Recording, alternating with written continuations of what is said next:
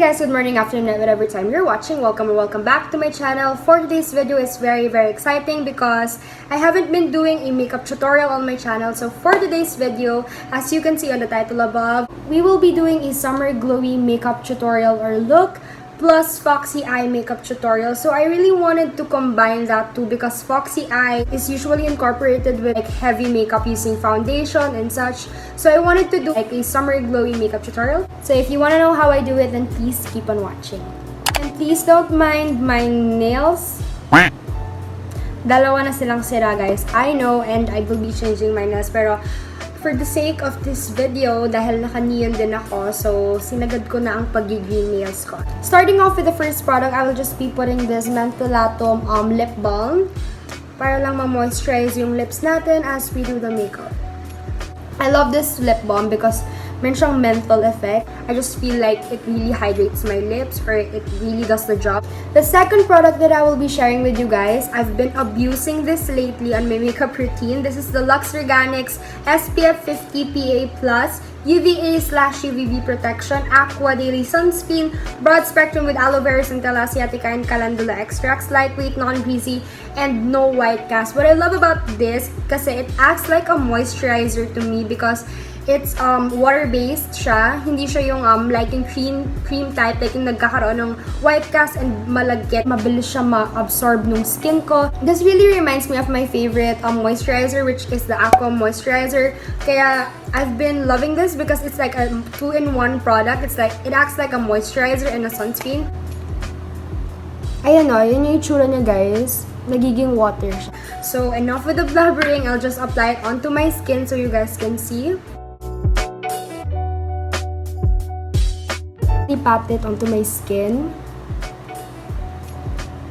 para ma-absorb niya, and mabilis naman siya mag-set, guys.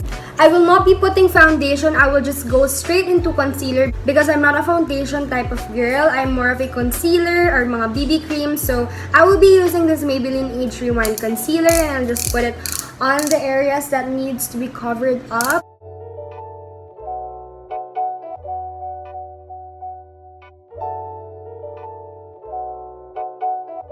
Believe it or not, but I will blend it using my finger.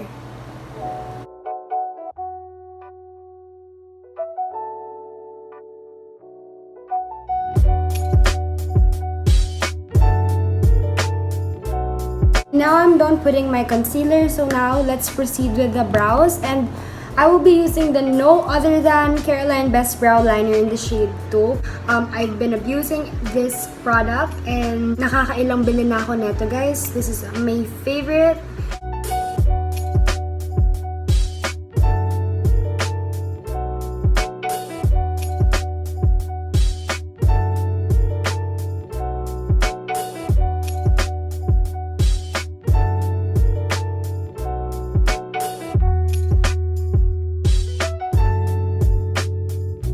I'm now done with my brows. And for my blush, I will be using this cream blush from Elana Mineral Cosmetics. This is their Drunk Blush in the shade Mimosa. I really love this Drunk Blush because it has a kind of metallic shade to it. You can see it on camera, but when I apply it, you will see it that it has a sheen effect, like metallic kind of effect. It makes it look like that I put on highlighter, but nope, it's just a blush. It's like a dewy blush. That's why I love it. This is Mimosa from Elana Minerals, and I will just gently dab it onto my skin using my fingers. Can you see that? It gives like a highlight or like a glowy sheen effect. It's so pretty. What I love about this blush is that it's really easy to blend. It's creamy and it's really long lasting. I can assure you that because I will just link down below my waterproof makeup tutorial wear test using Elana Mineral Cosmetics, and I swear their lip or like their drunk blushes are really long lasting and waterproof.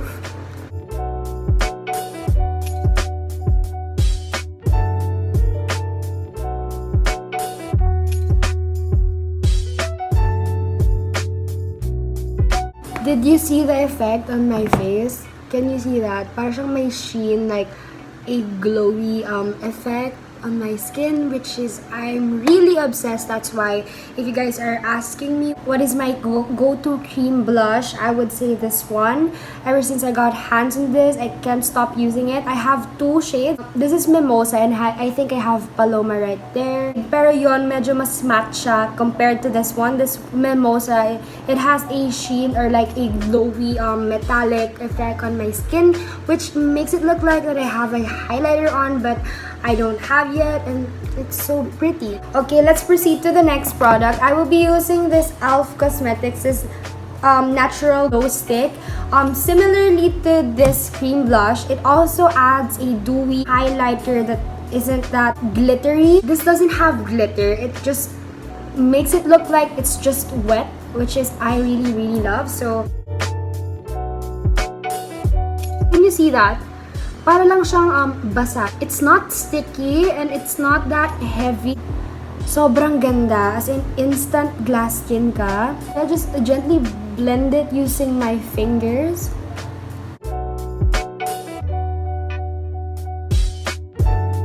I'll just put it on the cheeks area. I will not put it on the center of my nose because my T-zone is the oiliest part of my face, so I'd rather stick to powders than cream. Can you see the effect, guys?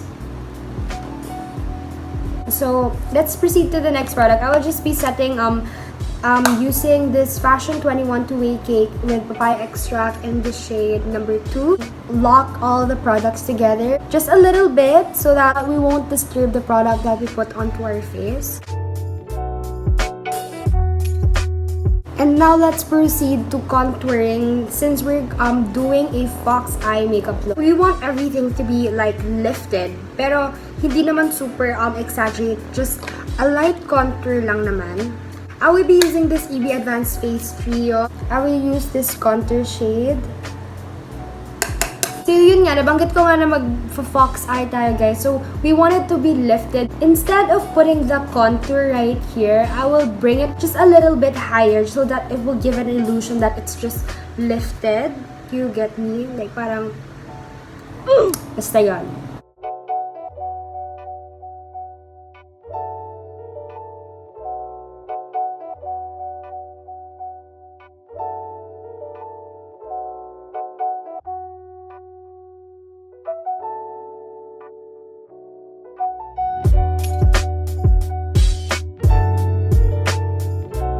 And I will be using the same palette for my blush.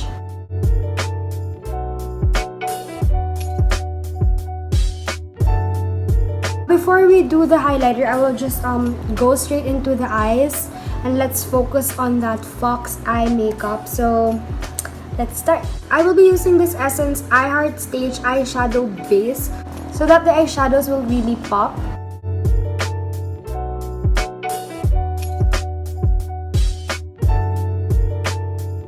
For the eyes, I am using this Autumn eyeshadow from Detail Makeover, and I will just go straight to this shade just to set.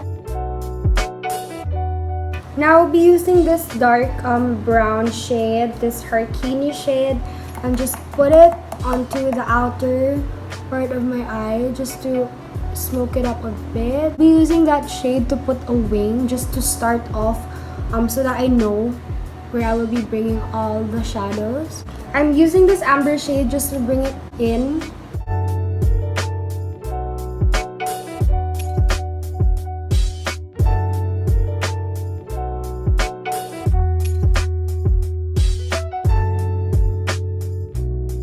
I'm using a darker brown shade, mixing this with opal, just to define the outer part of my eye.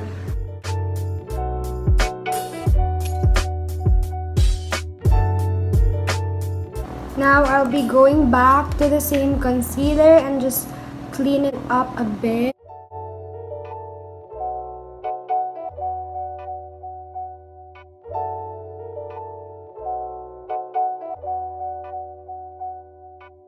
Let's now proceed with the glitter eye because we're going for that glowy but also that fox eye. So this tear eyeliner, I don't know where I got this, but yeah.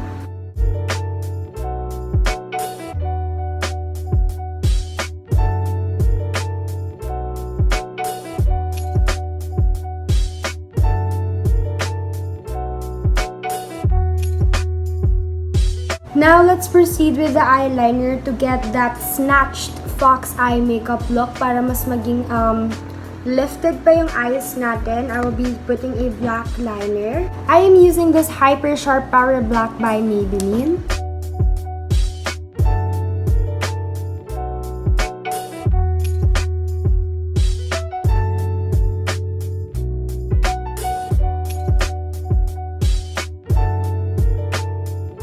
Kinapalan ko yung liner guys because I will be using a false eyelashes and hindi siya makikita guys if hindi ko kakapalan yung eyeliner.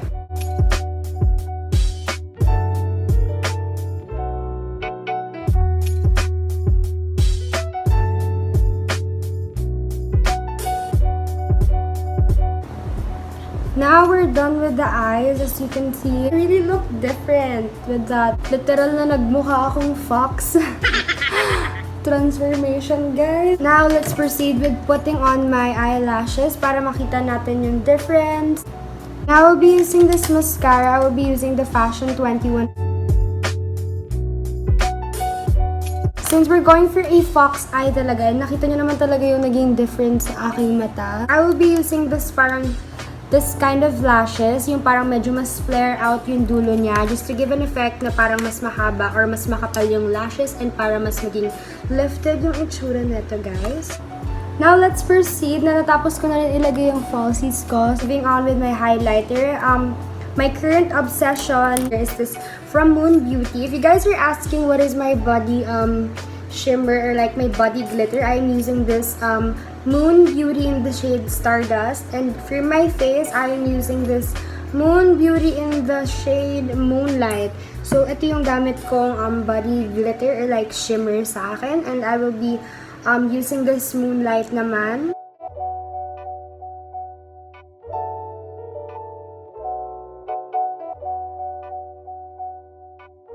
Don't worry guys, if you're wondering na isa lang yung finger na ginagamit ko para sa lahat, guys, nire-remove ko yung excess kung pag may ginagamit akong panibagong product.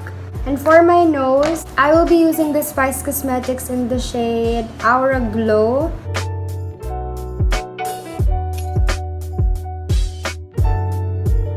And yeah, that's it for my highlighter. And for my lips, I will be using this lip dip in the shade Fembot. Really get that glow, I will be using this lip gloss by EB Advanced, the Vinyl Lip Gloss.